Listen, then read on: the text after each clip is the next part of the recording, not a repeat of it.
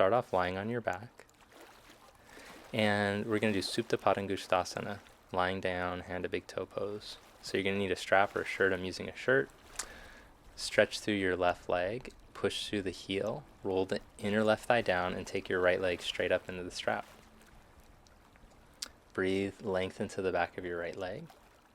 And I want you to have a block. I didn't have a block, so I'm just using a shoe. You could roll up something, put it up against your hip, but place something against your right hip so that as you take your right leg over to the right, your body doesn't tip over with your leg. So it's like your pelvis stays pointing straight up. Your hip bones stay level to the ceiling and equidistant from your shoulders as you stretch your leg to the right.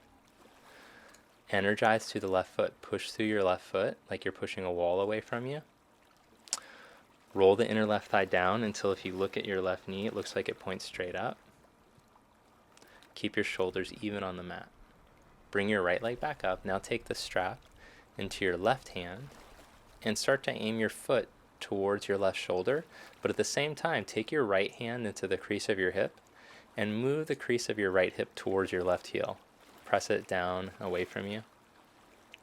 And then see if you can bring that foot a little bit closer towards your left shoulder. Bend your right leg and release. Change sides. So now take the strap across your left foot. Press through the right foot as if it's pushing a wall. Roll the inner right thigh down until the knee points straight up. The shoulders are relaxed, neck is long. Try not to let your chin tip back. Breathe evenly in and out through the nose. Like you're directing breath to where it feels tight in the back of your leg. Send your breath there. Which isn't really possible, but the idea of directing breath there may help to release the muscles. Then slowly start to take your leg over to the side. So again, have that, whatever you're using, up against your hip. All I had was a shoe, so I just put a shoe there. But you could roll up a blanket, a towel. You could use a yoga block if you have one. And slowly take the leg over to the side. As you take the leg over, notice that I'm not allowing my hips to tip. So I'm practicing stability of the middle, stability of the pelvis as I take the leg over to the side. Stretch, release from the groin towards the inner foot. Pull the outer left leg into the hip socket. Bring the leg back up to center now and take the strap into your right hand. Start to move your foot towards your right shoulder. Use your left hand to move the hip crease away from you. So move the hip crease towards your right heel. And try not to let the posture of your torso change. So it's like my torso is still in the lying down position. Nothing wiggles or changes as the leg stretches. Try to hold the neutral spine. Rebend your leg, hug your knees into your chest, and roll up to seated. Put your hands down, step back to downward facing dog, Adho Mukha Svanasana. Adjust your feet so if you look at your feet, the center line and your feet are parallel to each other, the second toe line. Now bring your right knee up to your chest and step your right foot close to your right thumb. Lower your back knee down to the floor. Now slide your left knee back just a little bit so you can start to feel a stretch in the front of your hip. As you're holding here, descend the left shin bone, the toes point back, roll the inner left thigh back, and then start to move your pelvis forward towards your right heel. If you can add on for the stretch, you're going to bend your left knee and reach back with your right hand for your foot or your ankle. If this starts to pull on your knee or doesn't feel right for your lower back, just stay with the one with your hands on the mat. Release that bind if you're holding it. Bring both hands back to the floor. Now, start to open up your right knee. So spin your inner right thigh out.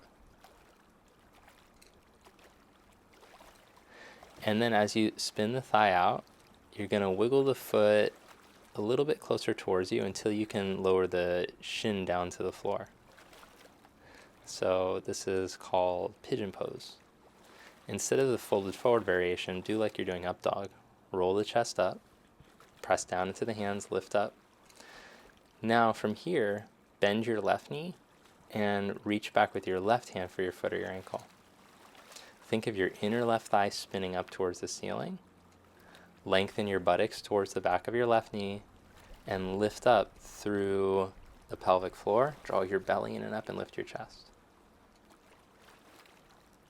Release the foot, place both hands down and step back to dog pose, downward facing dog. Bring your left knee up to your chest. and step your left foot all the way up close to your left thumb. Lower your back knee down to the floor. Either wiggle your left foot forward a bit or scoot your right knee back a little bit so you have a distance where you feel like you're getting a stretch into the front of your right hip. Pause there. Inner right thigh back, pelvis towards your heel. Stay there, or you could bend your knee and reach back for your foot or your ankle. So remember, if it feels like it's tugging on your knee, back off and just put your hands back on the mat. No sense in jamming into a pose just for the glory of the pose. Remember, yoga is about keeping your body healthy, so you don't want to do anything to where it feels like it's tugging on your joints. That's not such a good sensation. Place your hands down. Oh, I forgot to do this on the other side, but if you do the video again, if you put your hand on the inside of your foot and push your knee into your arm first, you can help to educate the muscles that we're going to stretch to release. So you're squeezing your knee up against your arm, and then you let the knee splay open. I couldn't see what was doing on the other side. As the knee splays open, you pull the outer leg in and release the inner leg. Now wiggle the foot in a bit and set it up for pigeon pose. The shin bone rests. The right inner thigh spins up as you stretch through the toes. Lift up your belly, lift your chest like you're doing up dog. Roll the outer right hip down towards the floor. Reach your toe, your right big toe, straight back. Now bend your right knee and reach back with your right hand to the inside of the foot.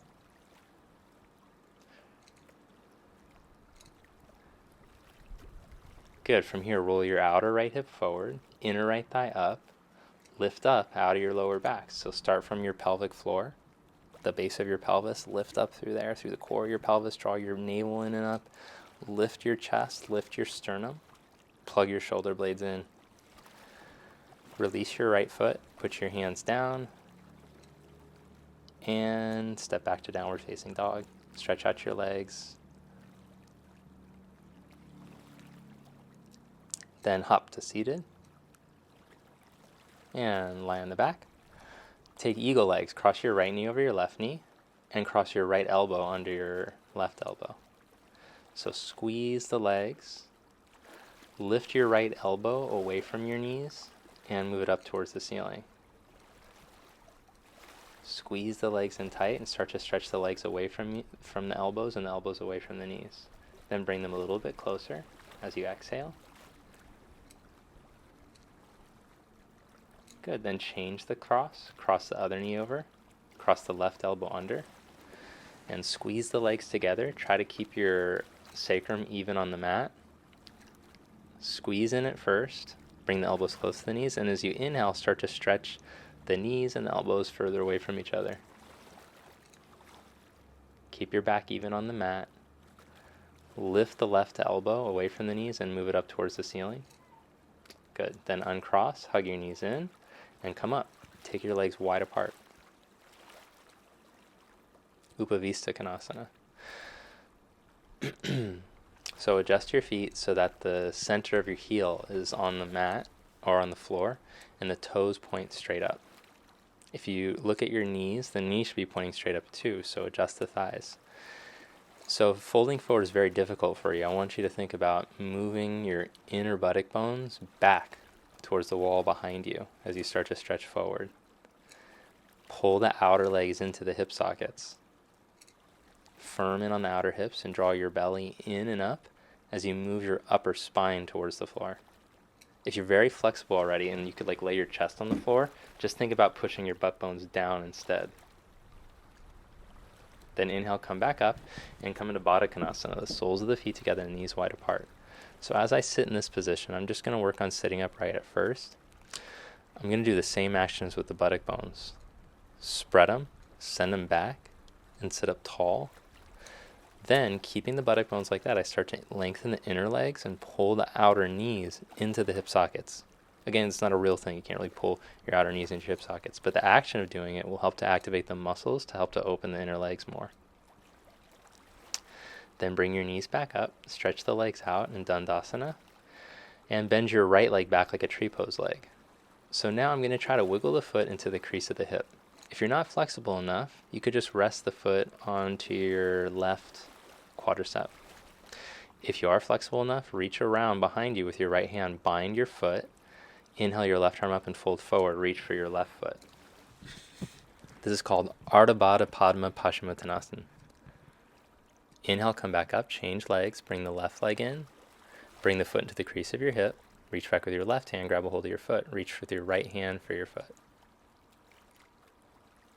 So that left foot is right into the crease of your hip. It's kind of like the heel pushes into your belly. So it's actually a massage for the colon too, to hold this pose for a while. Then come back up, keep your left foot where it is crossed in, and see if you can bring your right foot now in for Lotus. If you've achieved Lotus, sit up straight and tall. If you haven't, you just hold the half Lotus. For a moment, as you sit tall, just feel the meditative quality of this pose. The cross of the legs is supposed to create a special energy to help create a lift through your spine, to help with meditation.